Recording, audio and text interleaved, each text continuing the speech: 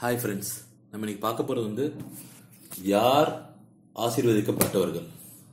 நீங்கள் பார்த்துருப்பீங்க என்னோட டைட்டில்லே, யார் இந்த உலகத்தில் கடவுளால் ஆசீர்வதிக்கப்பட்டவர்கள். அது எந்த கடவுளாக இருக்கட்டும், இந்து, முஸ்லீம், கிறிஸ்டியன், சீக்கியர்கள், எந்த மதமாக கூட இருக்கட்டும், புத்தர்கள், ஜெயினிசம், எதுவும் இருக்கட்டும், யார் ஆசீர்வதிக்கப்பட்டவன்? இறைவனால். நம்ம என்ன சொல்ல உடனே பணக்காரர்கள்லாம் ஆசீர்வதிக்கப்பட்டவர்களுங்க, அவங்களுக்கு என்ன வேணா வாங்கலாம், என்ன வேணா செய்யலாம், பணம் இருந்தால் போதும். இப்போ நெக்ஸ்ட் என்ன சொல்லுவோம், இல்லைங்க இந்த ஸ்போர்ட்ஸ் சாம்பியன்லாம் இருக்காங்கல்ல, அவர்களும் பிளஸ்டுங்க, நிறைய புகழ் இருக்கு, அவங்களுக்கு நிறைய பணம் வருது, அட்வர்டைஸ்மெண்ட்ல காசு வாங்குறாங்க, இது வராங்க, சந்தோஷமா இருக்காங்க. இல்லைன்னா நம்ம என்ன சொல்லுவோம், இல்லை இந்த மீடியாவில் இருக்காங்களா, இந்த சினிமா துறை, இது மாதிரி ஒரு பப்ளிக் ஃபிகராக இருக்காங்களா, அவங்களாம் நாங்கள் நிறைய பேர், புகழ், பணம் நிறைய வருது. அப்படி பார்க்க போனால் உலக புகழ் பெற்ற மைக்கேல் ஜாக்சன் நீங்கள் நம்ம கிட்ட இல்லை, இப்போ ஆசீர்வதிக்கப்பட்டிருந்தா அவர் வீடு இருந்திருக்கலாம்ல. சரி, ஓகே. ஸ்போர்ட்ஸில் மரடானோ, உலக புகழ் பெற்ற கால்பந்து வீரன், இன்னைக்கு இல்லை. வேர்ல்டு பிஸ்னஸ் மேன், பெரிய பிஸ்னஸ் மேன் ஸ்டீவ் ஜாப்ஸ், இந்த ஆப்பிள் கம்பெனியோட தலைவராக இருந்தது, இன்னைக்கு இல்லை. ஸோ அப்போ பணக்காரன் தான் ஆசீர்வதிக்கப்பட்டவன் இல்லை, சந்தோஷமா இருக்கிறான்னா அவங்களா இருந்திருக்கணுமே. அப்போ நம்ம எது நோக்கி பயணிக்கிறோம்? எல்லாரும் பிறந்த குழந்தை முதல் வயதான முதியவரை எது நோக்கி பயணிக்கிறோம்? சாவை நோக்கி பயணித்துக் கொண்டிருக்கின்றோம். நம்ம இலக்கு எங்க முடியும்? பணக்காரன் ஆயிட்ட முடியுமா? இல்ல படிச்சுட்டா முடிஞ்சிருமா? இறந்தால் மட்டும்தான் பயணம் முடியும். இறப்பை நோக்கி தான் பயணிக்கிறோம். அதை கேட்கறது கொஞ்சம் அது ஒரு மாதிரி என்ன சாவை பத்தி பேசுறாரு, அதான் உண்மைங்க. நம்ம எல்லாரும் சாவை நோக்கி தான் பயணித்துக் கொண்டிருக்கின்றோம். ஒவ்வொரு நாளும் எதை நோக்கி பயணிக்கிறோம்? எதுக்கிட்ட போறோம்னா சாவு கிட்ட தான் போறோம். அதை உணர்ந்தால் நமக்கு விரக்தியோ, கோபமோ, டென்ஷனோ, இல்ல வருத்தங்களோ எதுவும் வராது. சாவை நோக்கி பயணிக்கிறோம். எதை பத்தியும் வருத்தம் இருக்காது, எதை பத்தியும் பயம் இருக்காது. இந்த தற்கொலை எவனும் பண்ணிக்க மாட்டான். ஏன்னா ஆல்ரெடி நம்ம அதை நோக்கி தான் பயணிச்சிருக்கோம், அது நான் அட்வான்ஸா வாங்குறது. ஸோ நம்ம பயணம் இறப்பை நோக்கி பயணித்து கொண்டு இருக்குது. இப்போ நீங்க உடனே என்ன கேட்கலாம், சார் அப்ப யாரு தான் ஆசீர்வதிக்கப்பட்டவர்கள் சொல்லுங்க, அந்த கொஸ்டின் ஆன்சர் பண்ணலன்னு கேட்கலாம். நீங்க பசிச்ச உடனே சாப்பாடும் படுத்த உடனே தூக்கமும் யாருக்கு வருதோ அவன் தாங்க ஆசீர்வதிக்கப்பட்டவன் கடவுளால. என்ன நீங்க பசியும் சாப்பாட்டையும் தூக்கத்தை போய் சொல்றீங்கன்னு நினைக்கலாம், அதுதான் உண்மை. ஏன்னா இறைவன் ரெண்டு விஷயமா பிரிக்கிறான். அதாவது தமிழ்ல சொல்றாங்க, ஒன்னு நோய், இன்னொன்னு பிணி. மனிதனுக்கு வர துன்பத்துக்கு காரணம் என்னது? துன்பத்துக்கு காரணம் ஒன்னு நோய், இன்னொன்னு பிணி. நோய்னா என்ன? வந்தா போயிடுறது நோய், தலைவலி வருது போயிடும், அதுக்கு நோய்.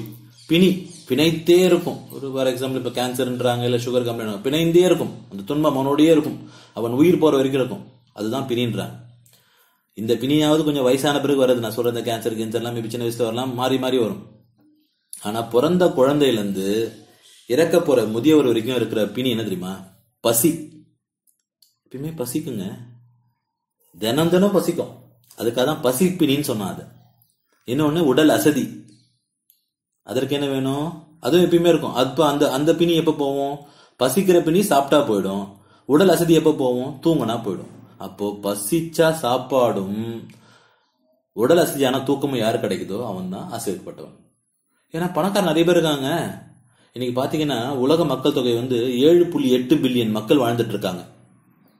உலக மக்கள் தொகை அதுல 795 மில்லியன் பீப்புள், கிட்டத்தட்ட 10% மக்கள் தினம் தினம் பசியால வாடி இறந்து வாழ்ந்து கொண்டிருக்கின்றார்கள்.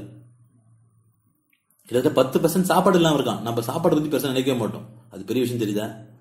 இன்னொன்னு, இந்த பணக்காரலாம் அடிக்கடி டிராவல் பண்ணுவாங்க, இந்த ஊர் அந்த ஊர் அந்த நாடு, இந்த ஜெட் லேக் அப்படின்னு சொல்லுவாங்க. அந்த பிளைட்ல டிராவல் பண்ணா தூக்கம் வராது, ரெஸ்ட் எடுக்க முடியாது, மைண்ட் டென்ஷன், பணங்கள் நிறைய இன்வெஸ்ட் பண்ணிருப்பாங்க.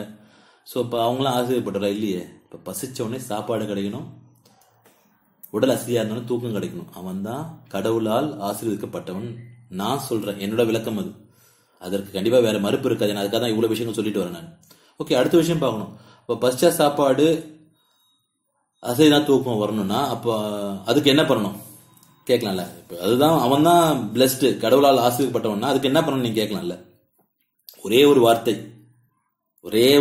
அதாவது இந்த ஒரே ஒரு கேள்வி ஒரு கோடின்ற மாதிரி ஒரே ஒரு வார்த்தை, உழைப்பு. யார் ஒருத்தன் தன்னோட உழைப்ப போடுறானோ அவனுக்கு பசிக்கும்.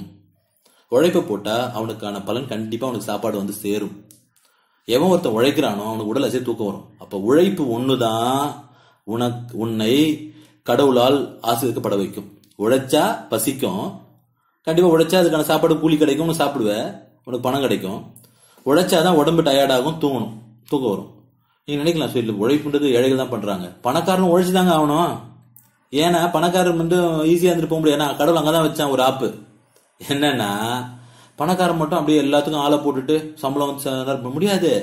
ஒண்ணு நீ வேலை செய், இல்ல எக்ஸசைஸ் பண்ணு, நடந்து போ, வாக்கிங் போ, ஜாகிங் போ, ஜிம்முக்கு போ, யோகா பண்ணு. அப்ப உன் உடலை அசைத்தே தீர வேண்டும். நீ பணக்காரனா இருந்தாலும் ஏழையா இருந்தாலும் நீ உடம்பு அசைச்சனா மட்டும் தான் உனக்கு பசிக்கும், உடம்பு அசைச்சனா மட்டும் தான் உனக்கு அசதியாகவும் தூக்கம் வரும். எவ்வளவு நாள் மாத்திரப்படுத்துவங்க முடியாது இல்ல, மாத்திரப்படுத்தும் வேற வியாதி வந்துருமே. ஸோ அப்போ கடவுள் ஆசீர்வாதம் உனக்கு வேணும்னா உன் உழைப்பை போடு, உனக்கு நிச்சயமா பசியும் தூக்கமும் வரும், உன்னோட வாழ்க்கை சந்தோஷமா இருக்கும்.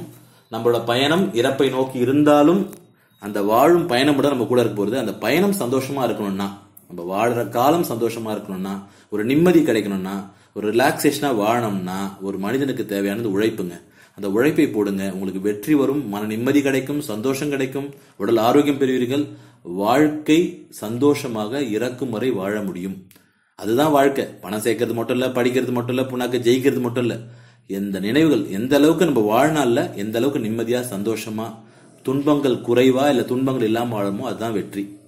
So God bless you all. இந்த சேனல்ல பேசின விஷயம் வந்து உங்களுக்கு பிடிச்சிருக்கும்.